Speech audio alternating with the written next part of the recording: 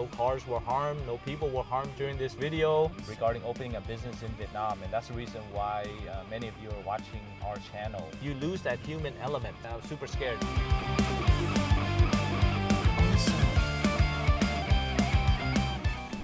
So many people say, if you live in Vietnam, do you need to speak Vietnamese?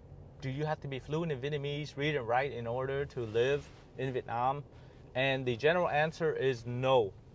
There are over 100,000 expats living in Vietnam right now, from just the U.S. alone, and other countries roughly about 1 million. So about 1% of the population are foreigners living in Vietnam. A minority of them do speak Vietnamese, read and write as well, but the majority of them do not. I grew up speaking Vietnamese, but I did not know how to read or write. And my Vietnamese language skills were very limited to, say, food.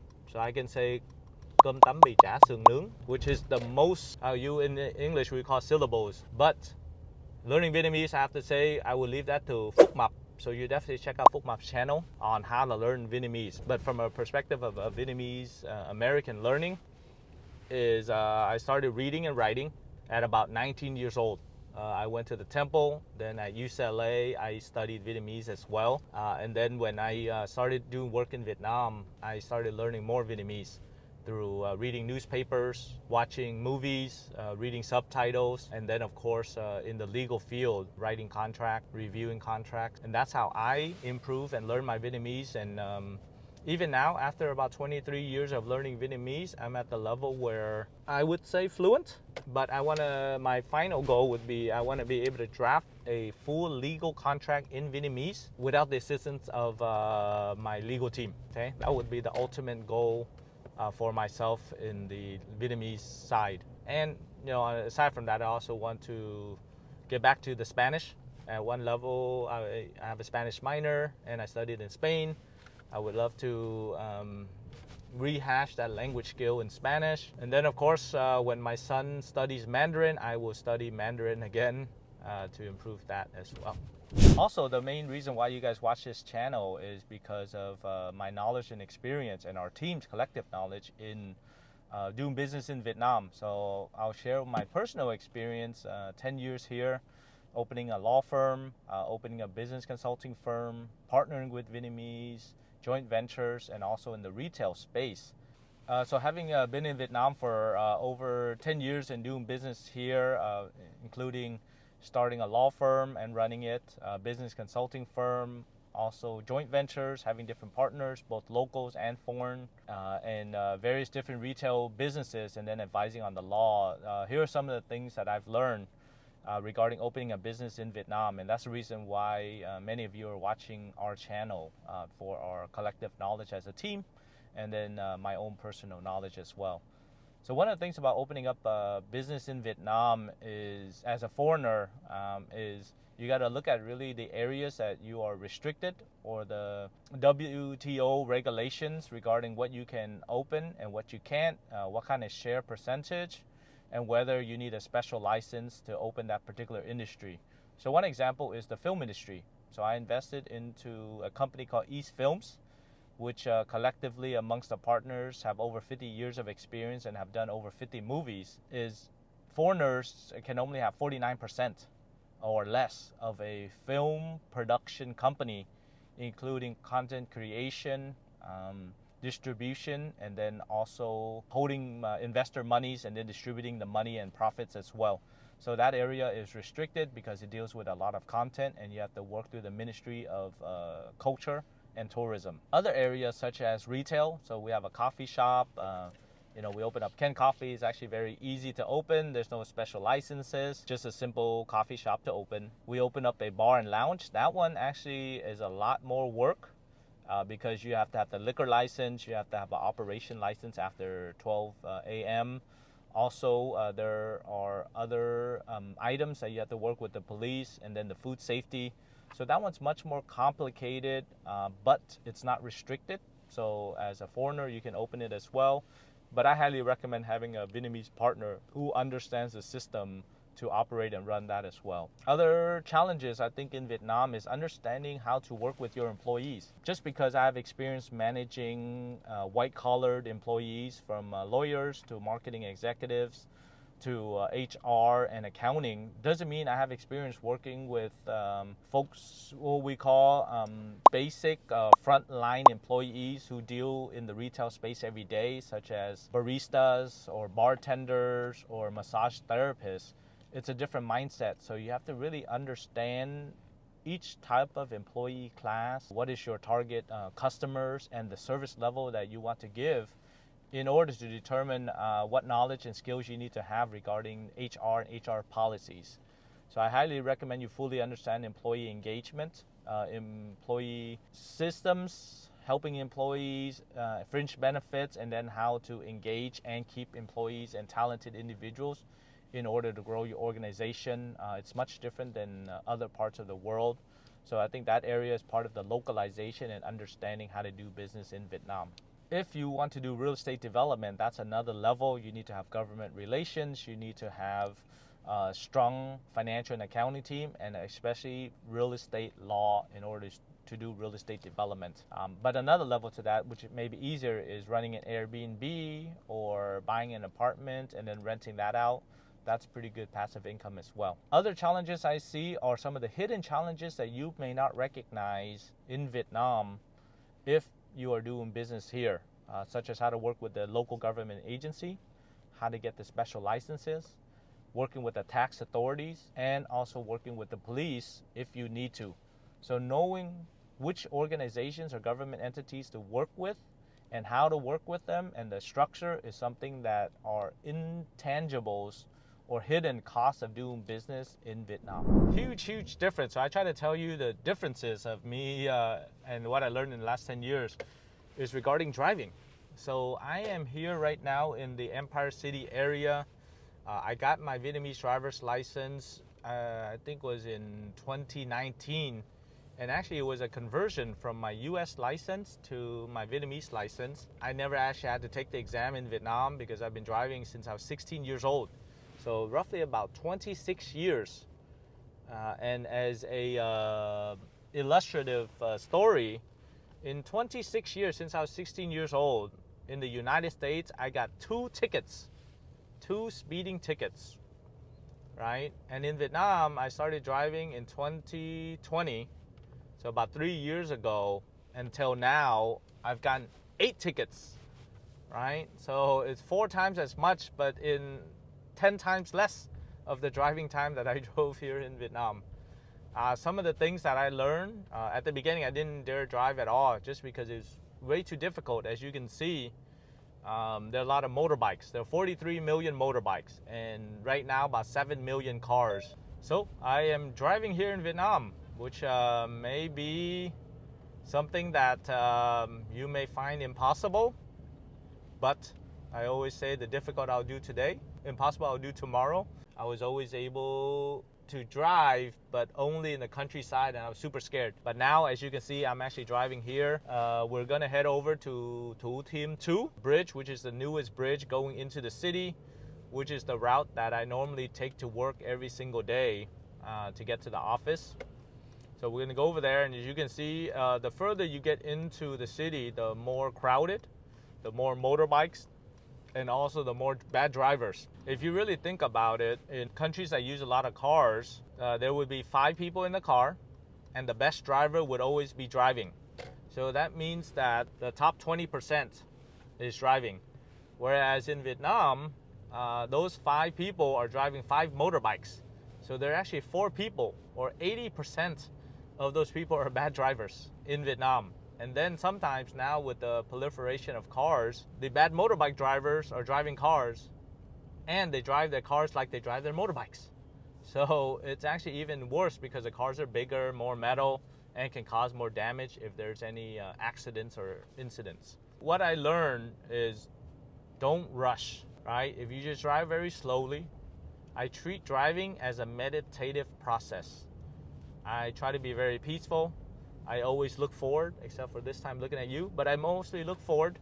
I hardly ever use the rear view mirror. You just look forward, you just see what where you're going, and then you start predicting the different patterns of where the cars will go, even the bad habits. Once you predict that, where the lanes are very superfluous It's you don't really see it, you don't really know it. You can actually go in the middle of the lanes. People don't follow the rules, especially except for really big violations. And you just keep it peaceful. We're crossing the bridge right now to Tim, and we're going to go into the heart of District 1, and you'll see dramatic changes in the landscape, the buildings, and also the density of the motorbikes. Keep your speed very slow and just enjoy the ride. So that's what I've learned in order to drive in Vietnam safely, and also be able to drive my family around on the weekends.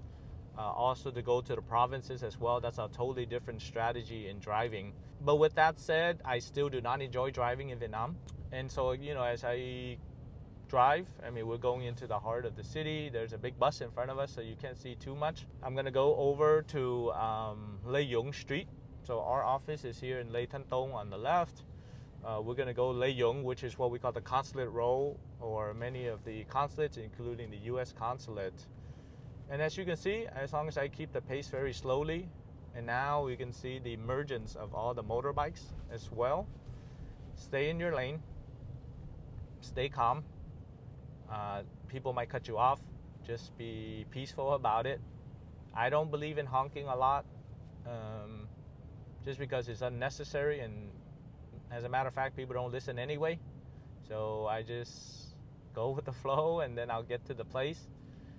But one thing, if you actually plan to drive in Vietnam, is the city is very hard to park. There's actually no parking. It's just like another big metropolitan city, like San Francisco or Los Angeles or New York, Paris, where there's just no parking at all. So if you're looking to own a car in Vietnam, looking to drive for work, then definitely think about the strategy of whether a driver is necessary for you or you want to drive yourself. And a lot of Vietnamese drive themselves to work now, but I would not highly recommend it because there's no parking at all. You get a lot more parking tickets than you do, and headaches as well. So that's kind of the main driving experience that I've had here in Vietnam. So after living here 10 years, having my driver's license for 4 years, getting 8 tickets, I've decided that it's probably best to have a driver. So I have a driver for the weekdays for work, and then on the weekends I drive, and then when I take my family for personal matters, then I'll drive myself. So I drive probably about 1 to 2 days a week. And you can see it gets really crazy, right? The people are on the left lane, they're on your lane, all these cars and going in every single direction.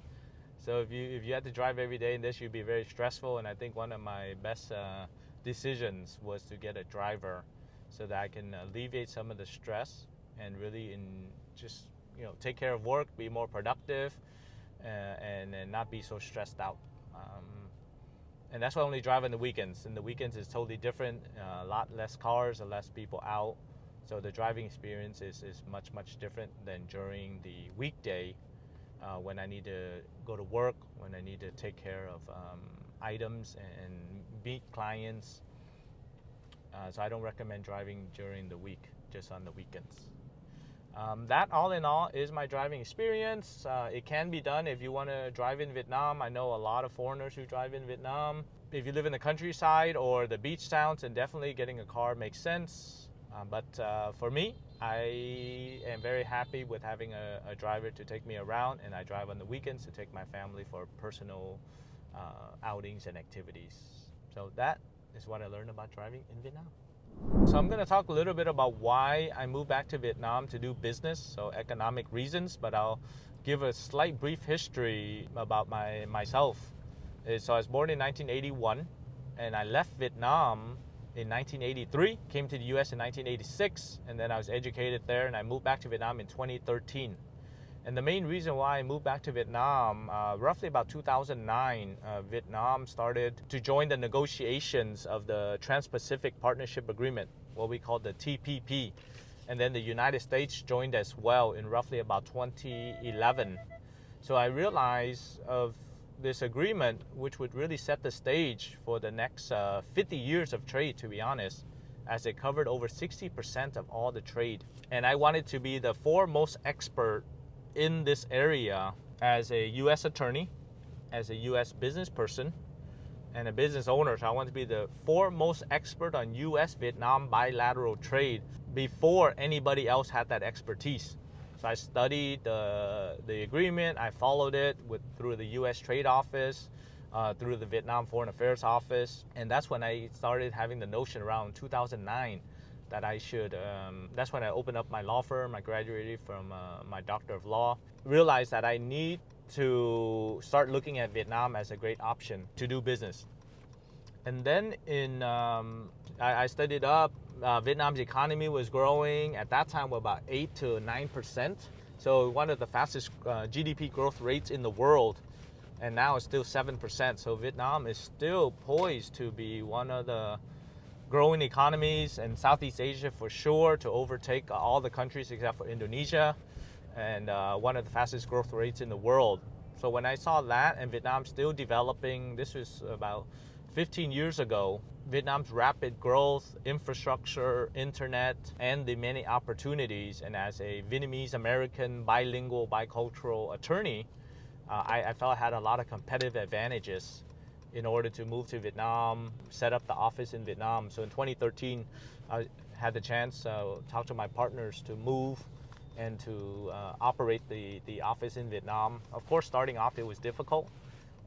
As like everything, I had to learn the culture, I had to learn how to run the business, but I had a good time, and I still do now, enjoying and learning about how to do business in Vietnam. But I also believe that Vietnam is in a great position right now as well to take in international business, become the manufacturing hub of the world, and the growth of professional services like our firm that can help companies set up shop, foreign direct investment into the Vietnam market. So that was the main reason. All in all, is financially, economically, I felt I can make money here in Vietnam. And now, what I say is I make American dollars living in Vietnam, which would give me a better standard of living and lifestyle that I don't believe I could achieve in the United States. But aside from the economic reasons, there were other reasons why I moved to Vietnam culturally. So I just read the Robert Walters report on why Vietnamese overseas have come back to Vietnam, and I'm a part of that. 74% of them actually want to reach back to their cultural roots. Even though I grew up very American, I was born in Vietnam, my parents are Vietnamese, I felt a yearning to come back to my culture, to learn about it and to live it. So I had only planned to live in Vietnam for 2 years instead of, now it's become 10 years, is to learn about my people, about my roots, about the food, and everything Vietnam has to offer when I first moved here, and then what it has continued to offer as we move forward and working with the youth in Vietnam. And then the final reason that I moved to Vietnam was for my own personal, I would call it legacy, is I wanted to teach English to Vietnamese lawyers 15 years ago to be able to do what is happening right now, which is the foreign direct investment into Vietnamese companies, joint ventures. So helping Vietnamese law students and attorneys to understand international legalese, improve their legal English, in order to advise on mergers and acquisitions. And I started a class when I first moved back for about 4 attorneys who are now doing very well. I'm very happy, and I work with some of them, is to improve the legal English for the Vietnamese attorneys to be able to do M&A internationally. After 10 years, I've helped about 6 or 7 Vietnamese attorneys get their LLM and SJDs in the United States. I've helped quite a few younger attorneys to be able to work in M&A in international law firms. And I'll continue to do so, and also with my own staff to help them improve their English as well. So I think I've achieved and continue to work on my main 3 reasons of coming back to Vietnam is to make money, to have a better lifestyle, and also to leave a legacy on a country that I was born in, that I really love, and I'll continue to help grow and expand. And especially my wife is Vietnamese and my son is Vietnamese as well, so I feel I'm very Vietnamese.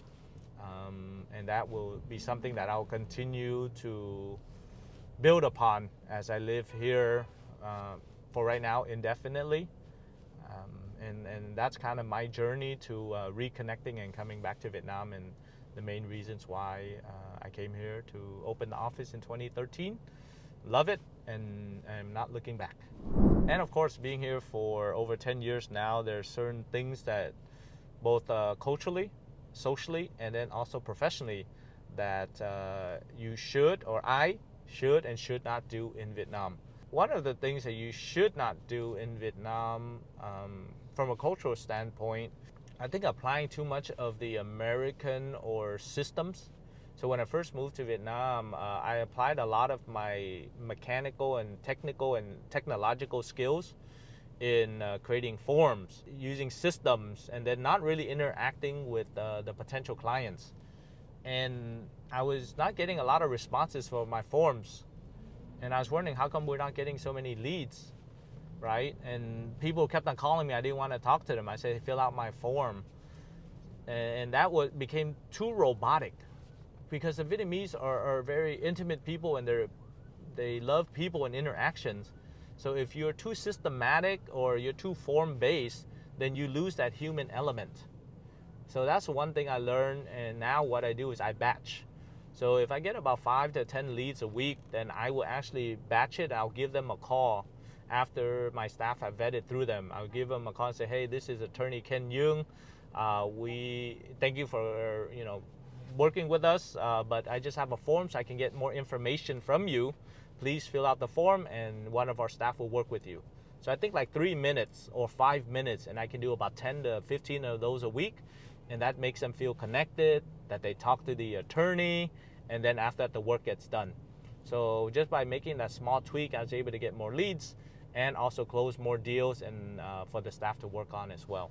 Other things that you shouldn't do that I learned in Vietnam, I guess, don't try to keep up with the Joneses. I think that's true for everywhere in the world.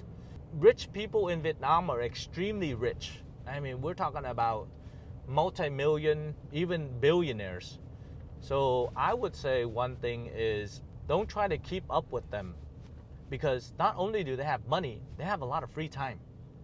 One of the big things in the States is when you have money and you're working hard and you're rich, you're still working. You're still working 40 to 50 hours a week on your business or your technical skills. You don't have a lot of free time to go roam about and drink coffee or hang out and play golf, right? Where in Vietnam, it's the opposite. The guy who has a lot of free time and nothing to do, he is elevated at a higher status because he has too much free time, right? Which is much different. So before, when back here, I tried to pretend like I was busy and working all the time. And then I had to switch to the Vietnamese side, which is saying I'm free. I got a lot of free time, switching the mindset. But I think it has to be a real balance, because if you pretend to have a lot of free time to show an elite status and the status, then actually you become very unproductive, and you hang out with people who are not as productive. They're drinking more, they are spending a time away from the office, they're not actually adding to the legacy or the value of the business, and then spending time with employees. So I would say, don't keep up with the Joneses, don't keep up with the Vietnamese lifestyle of having free time means that you're đại gia, which we call đại gia thời gian, instead of just money.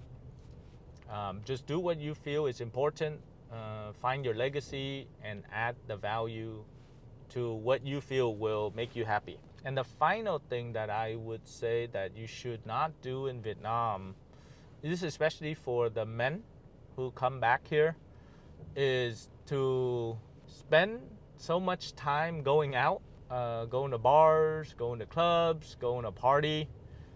You can do it in the first few years when you come back, and all the VQs do it, but you gotta find time where you're really doing charity work. You can do development on yourself. You can build relationships and network, right? At the end of the day, the drinking is really just an escape. It's just a fun, and it's just entertainment.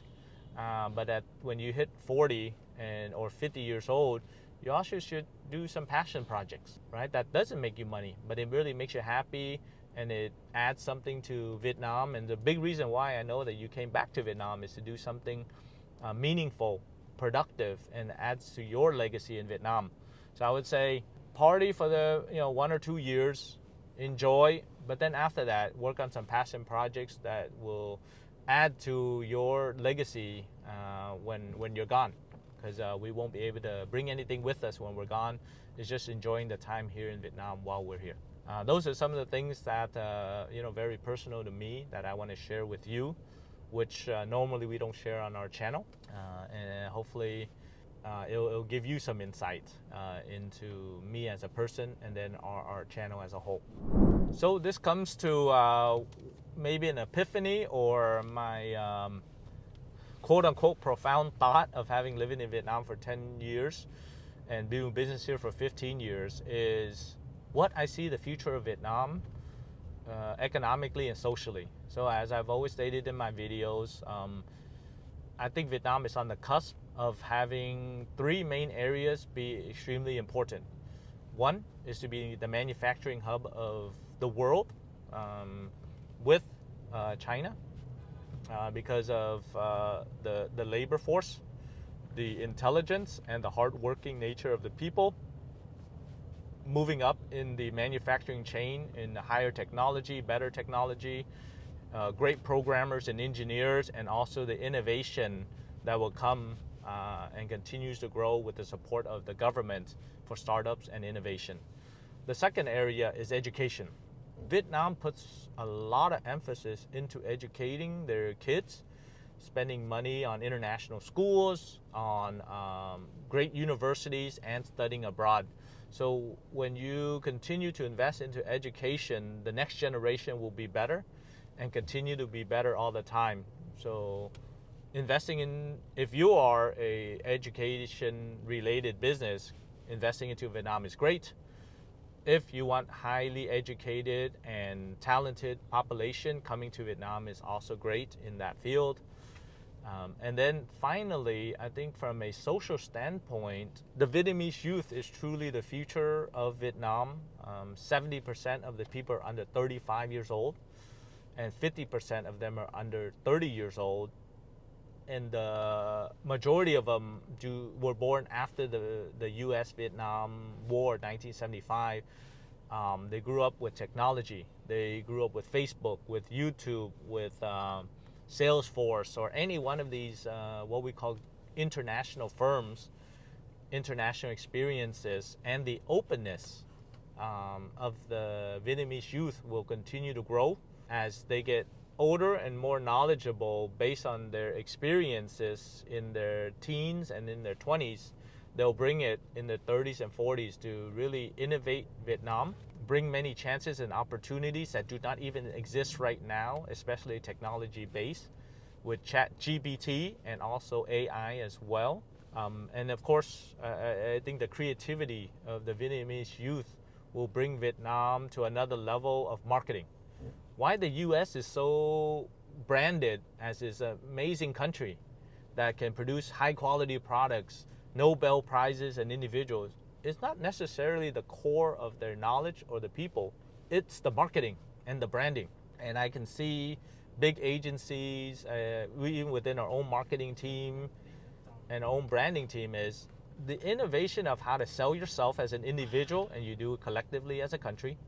2 is how you sell your company and its brand. And then finally, all that knowledge and experience will go to the government sector, and how a country will brand itself as a reliable source, as a reputable country and government. And then it will increase their tax credits, it will increase their spending power, and also credibility in banks and international as well. So, I'm 42 right now. I expect to live another 40 to 50 years, and I'll see the growth of Vietnam. I'll continue to enjoy the benefits of living in Vietnam. I will hopefully add to the foundation of its growth moving forward. And also, I will continue to add to my own legacy. At the end of the day, it's self-fulfilling. I'll do what I do, and I hopefully that you will continue to follow our channel and my progress as I age. And I thank you very much for listening to my personal diatribe. I don't try to share too much about my personal life, but this time the marketing team believes it's much better for me to share with you the other side of my life instead of just purely business. And I do thank the audience tremendously for, you know, saying hello to me in the streets or hello to our team and just sharing your kind of your loyalty to us. And that's something I think personally I value a lot. I never sought out to be a YouTuber, never sought out to be making money from YouTube. Just sought out to provide information, knowledge, and then maybe get a few leads. So after 7 years of YouTubing or making videos, I think this one is probably the most open heart and personal sharing and experiences with you. But of course, I got a ton of other secrets I can't tell you that I only tell my wife. But if I ever meet you in person and we have a drink, maybe I'll share some. Okay, so with that said, that is what I want to share with you on today's video. It's things that I've learned living here in Vietnam personally, professionally, fulfilling for myself. And with that said, I definitely hope to see you on other videos as well, and in this different format, much more open. Everything is safe, no cars were harmed, no people were harmed during this video, no tickets were given by the police, so everything is nice and safe. But with that said, as always, thank you very much for watching this video. My name is Ken Duong on behalf of Duong Global and our entire communications team. We thank you for following us, but make sure that you like our Facebook page, subscribe to our YouTube channel, watch our TikTok, maybe some of our shorts and reels. Thank you very much for your continued support, and I'll see you on the next video. Rồi. Tùng chia sẻ. Sếp Tùng. Bữa nay là đánh giá kỹ năng lái xe của tài xế Ken sao? Very view. Có cảm giác an toàn không? Dạ an toàn anh ạ. Có cảm giác lúc nào thấy nguy hiểm không? Dạ không.